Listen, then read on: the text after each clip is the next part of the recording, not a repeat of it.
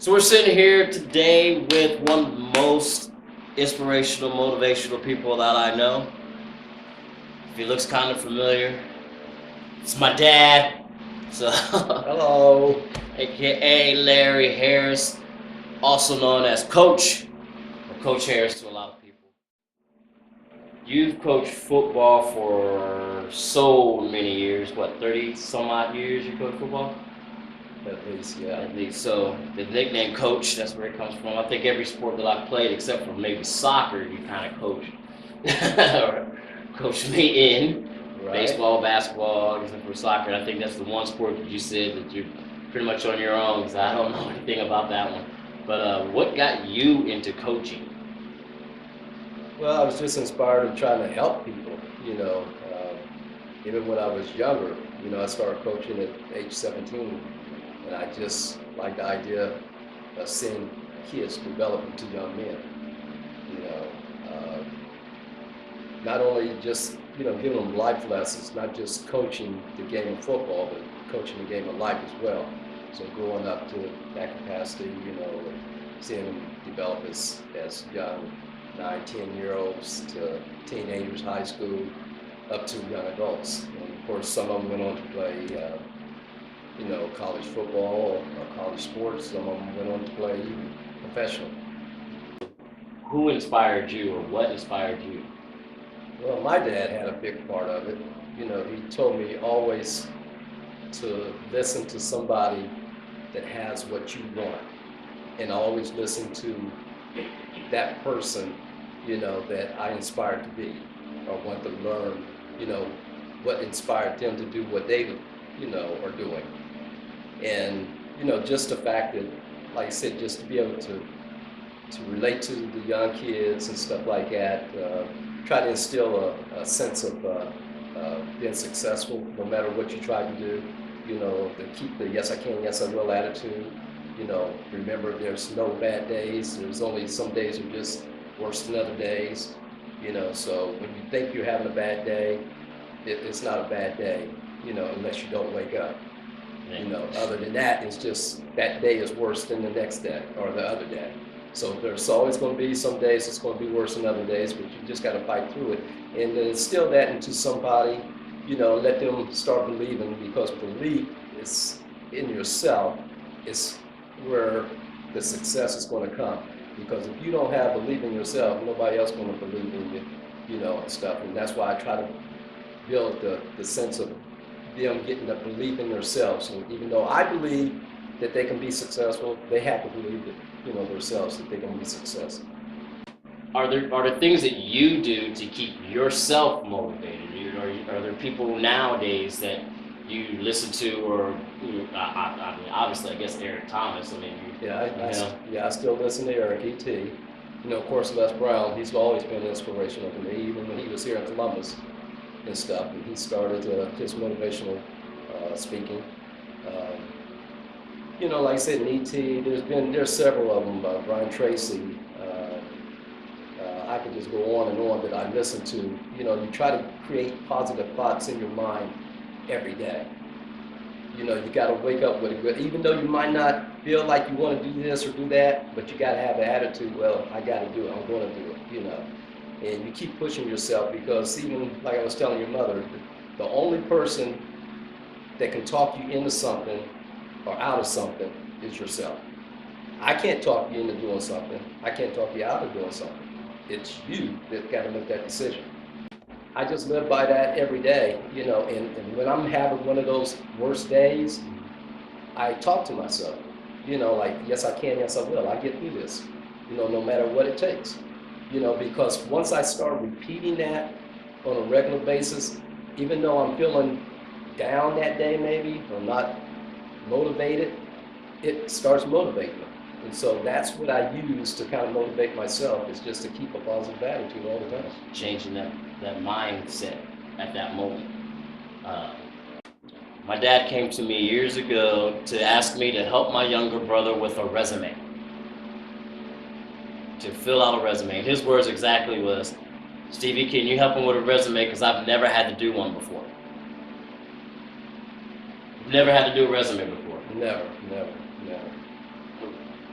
Why? The reason why I never did have to do a resume, because I didn't believe in working for somebody else. You know, my thought process was to be successful, the quickest way to become successful is to do your own thing. Now, along with our family business and stuff like that we've had over the years, you know, I've always looked into doing something, you know, as a business owner. You know, I didn't want to go work for Joe Blow or whoever. You know, that wasn't in me. You know, even your mother told me, I don't think you can go work for somebody, because that's just not you. Because I feel as though, some people may not look at it this way, but I feel as though I'm a leader. You know, because it starts with me. You know, and if I can trickle that down to you or to some other, you know, young adults or young kids and stuff like that, because I believe that, you know, leadership comes within, and it has to start with you. You know, leader of one, leader of many. If you can't lead one, you can't lead any. You know, and so for me to be able to become a coach, that's why I felt as though I had to be a leader, because I don't, you know, they wouldn't listen to me if I wasn't that leader. So that's why I instilled that. Well, I got to get over, you know, cross over to this kid, you know, as far as like showing him what to do, how to do it. I was never that kind of coach that you'll see like the Bobby Knights or things like that, because if a kid made a mistake, it's just a mistake. You know, okay, that's on me. The first time is on me. Now, if you do it the second time, then, okay, that's on you. Now you might be out of the game. But I'm not going to bring you over there and just, you know, chastise you. I'm going to let you know what you did wrong.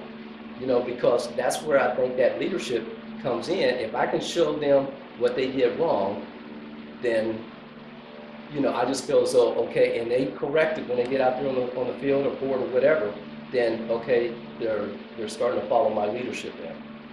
You know? And always believed in, this is one thing that I remember Les Brown was talking about.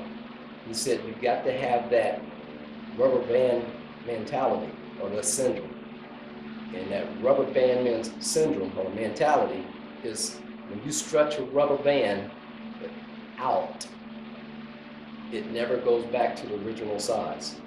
And that's what you have to do with your brain and your body and stuff like that. You stretch your mind, because it never, once you stretch your mind, it's not going to go back to that size. It's always going to stretch further. And that's what a rubber band does. Once you stretch it out, it never goes back to the original size. When you see other people around your age having worse days, that inspires you to want to help. Definitely. Yeah, sometimes that's rough to see, especially when I know that there might be about my age or even maybe not as old as I am, you know, to go through the things that they're going through right now. Because I think you don't necessarily have to do that. But I think exercise and eating right, you know, it could prolong your life, you know, it can make you feel better.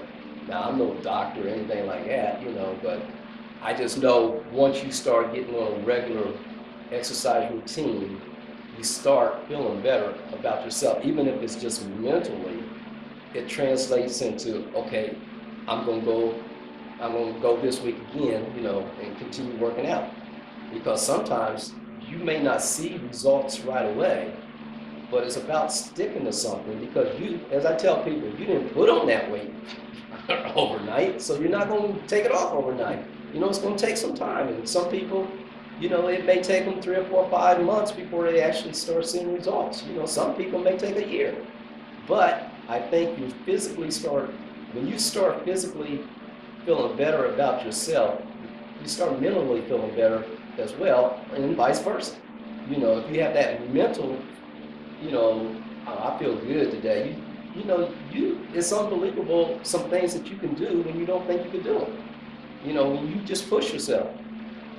Be around positive thinking people all the time, like-minded people. You know, when you start hanging around or associating with negative thinking people, which I don't do, you know, once I hear how they talk and how they're so negative, I distance myself from them. You know, because I believe that I look at people sometimes as an elevator. You're either going to take me up or you take me down. If you're going to take me down, I'm not going on that elevator. You know, I'm gonna associate myself with somebody who's gonna take me up. No matter what you try, you want to be the best you can be at it. You know, and that's what I tried to instill in you and your brother and your sister, that I don't care what you do. I don't care if you're a garbage collector, you know, picking up trash, or an attorney, a doctor, or whoever. You always want to strive to be the best you can be, you know. And what you was just talking about earlier, that you looked at your weight as being, you know, I'm big now, you know, stuff, but then you realize, well, maybe I'm fat, you know. And that's another thing I always believed in, that if you change the way you look at things, the things you will look at will change. And, you know, again, just realizing when something's not going right in your life, I mean, who can change it? You can. I mean, it's your life. You're the star. You're the producer. You're the director. So if it's not going the way that you want it to go, then change it. You know, it's just as simple as that. And a lot of people struggle with that, you know, because they, well, how am I going to do that? You'll find a way if you want to change it bad enough, you know. But I believe in life that you have to take risks, because if you don't take risks, you can't grow. If you can't grow, you can't become your best. And if you can't become your best, you can't be happy. You know, it's just as simple as that. I remember somebody came up to me one day and was like, they were like, what does the average person do? You know, and I forget exactly what we were talking about. And I'm like, well, why would you even ask me that? Why would you want to be average? Right, that's exactly my point. Why would you want to be average? What do normal people do? What do normal people do? I know that I do get asked that. What do normal people do? That's for clients. But what do normal people? How do normal people eat? Why do you want to be normal? Seriously, when you look at statistics and what's normal for a person in the United States is to be overweight. Right.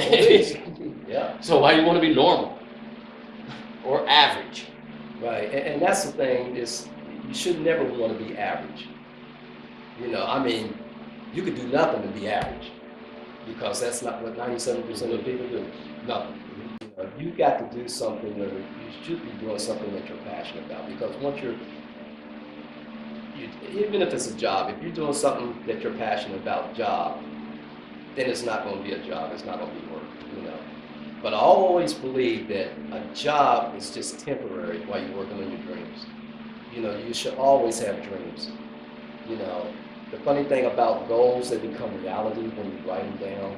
If you don't write them down, you kind of forget about them. So I always tell people, write your goals down. You know, you want to build, you know, just take for instance here lately with Muhammad Ali. You know, I reflected back on Muhammad Ali's life.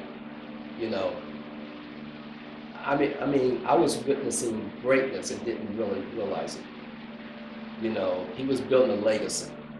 And that's what you always want to do, is build your legacy. You know, I mean, it may not be boxing or anything like that, but you're building your legacy even if it's just for your family. You know, because you're not that celebrity that people will even know about. But when you look at life, everybody has a birth date, and everybody has going to have a death date. But in between those dates, there's always a dash. That dash is your life. And I ask people, what do they want that dash to represent? That's your life. That's your legacy. You're going to have the day you were born, dash, the day you will die. That dash is your life. Build your legacy. If you don't grow, you can't be happy. That's what I'm saying. I don't know how you can be happy if you don't grow as a person. And just, you know, being able to have a job or do whatever you like doing and have passion, you get that sense it's not work for me. You know, I have a passion to do what I'm doing. So you don't feel it. I mean, you get up, you suit up and go to work. You know, it's you don't have to struggle with it as much. You know, I mean, there's some days you might be a little tired and stuff like that, but that passion to see to get results from clients, you know, that probably is more gratitude to, you know, gratification. You get more gratification out of that than actually maybe making another, you know, few bucks or something like that. Because I know I do, you know, because, you know, a lot of us, you know, you don't want to become, you don't want, how do I want to put this, you don't want to be a slave to money. You know, you want to be a master of the money, of course. You know, in other words, you don't want to have to work for money. You want your money to work for you. I remember when we was in high school, a good friend of ours, Jim Clemens, was now, I'm not sure if he's coaching the Knicks since I got a new coach or not, but went on to become a star in high school and college and became a pro and became a NBA coach. And I remember when we was in high school, and again, this is when my mindset started changing, that even we would go out partying, but he had a basketball in his hand. And even if it was wintertime, he had a shoveling the basketball court. His mindset was he was going to be successful with basketball. That was his thing. Some of us, we was out partying and carrying on, you know, and that's when I saw that, and that's what I tried to tell the kids when I was coaching too. Some of you guys take more time planning on a party on Friday night than planning your life. You know, because I saw what happened to me. And I used to tell them that, you know, Coach, we're going to party and this and then and all this kind of stuff. And I'm like, you know, well, what you going to do with your life? What you got planned for your life? I don't know what I'm going to do yet. As he said, that you know, you put more time in planning this party, what you going to do at this party, than planning your life, right. You know. I used to make, until you introduced me to Eric Thomas, I used to always say, Monday and Tuesday gets no love whatsoever. But it's always, it's Hump Wednesday, it's Thirsty Thursday, thank God it's Friday, but Monday got no love. There was Manic Monday, Terrible Tuesday, but Eric Thomas, thank God it's Monday, you know, so, but you always had these people, they were working for the weekend, oh, it's Monday, Tuesday, Wednesday, oh, weekend's almost around the corner, and like, but what about the rest of your life? Right. What are, so you're happy with your, if you're happy, that's great. That's great. If you're happy with your 40-hour-a-week, 9-to-5 job, that's great. But you always taught me that once you leave that job at 5 o'clock, you don't have a job. Exactly. Because they can call you the next morning, the next day, and say, don't come in. Right. Yeah. That's the running joke from the movie Friday. How do you get fired on your day off? You know, you don't have a job. They're not paying you after 5 p.m. You don't have a job. So I never looked at myself as working for the weekend. I was like, I always just tell people, if I'm at a job and I'm like, I'm tired, I don't like being here. It could be making a $20 an hour job. It could be a $20. If I'm tired, I don't like it. And I'm like, I said, it's time to go. It's time to go. And I'm looking to build something else. I don't want to be behind a desk. I don't want to be doing certain things all the time. I want to be able to do what I'm doing now. Right. Love what I do and it not be a job. So when me and RT3 were talking, I said, these people are working for the weekend.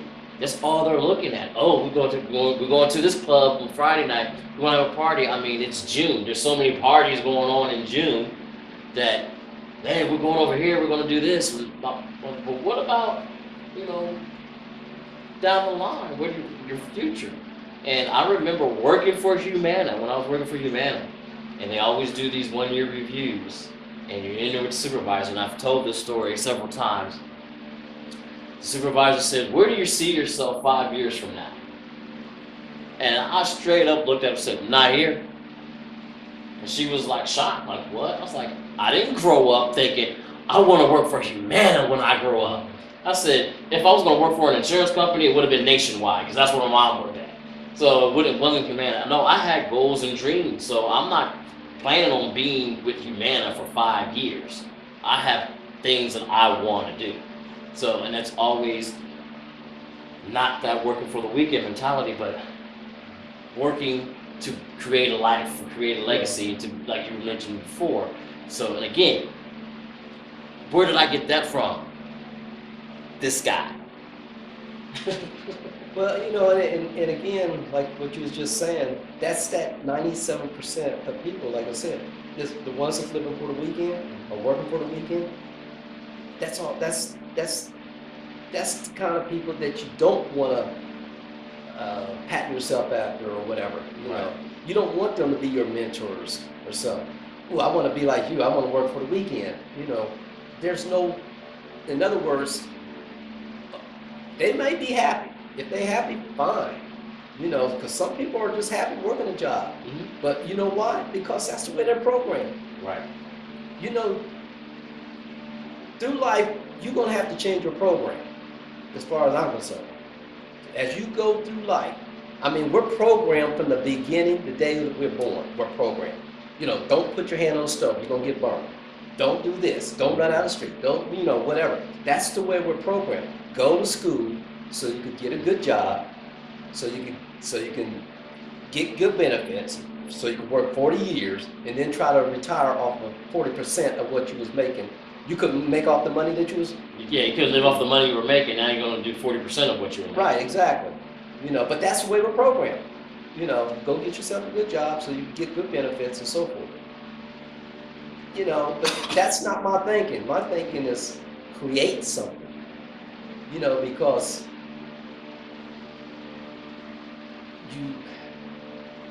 it's harder if your dream is to work for Humana and make $100,000 a year. That's your dream, that's your goal. That's your dream, that's your goal. Right. But that's not the owner's dream or goal. You know what I'm saying? And no, you ain't gonna make no $100,000 here. You know, but that's your dream, that's your goal. Because you're working for somebody now. You know. But when you start creating for yourself, okay, you can set those goals now. You know, and when you set those goals, I don't care what goal you set. I don't care if it's just a little mini goal. A goal has to have a beginning date and an end date. What are some final words that you would like to say to people to, I don't know, motivate them, to push them, to, you know, just, as Jerry Springer would say, what's your final thoughts? Well, I guess my final thoughts is basically just what I've been saying here over the last few minutes, and that's just staying positive.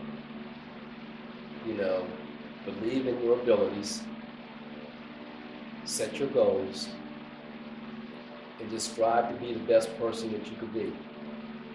Even if that best person is maybe not what somebody else sees in you, you're striving to be the best that you can be. You know, and just keep pushing. Self-talk, self-talk, self-talk. Yes, you can. Yes, you will. No matter what it takes, you'll get it done. You will get there.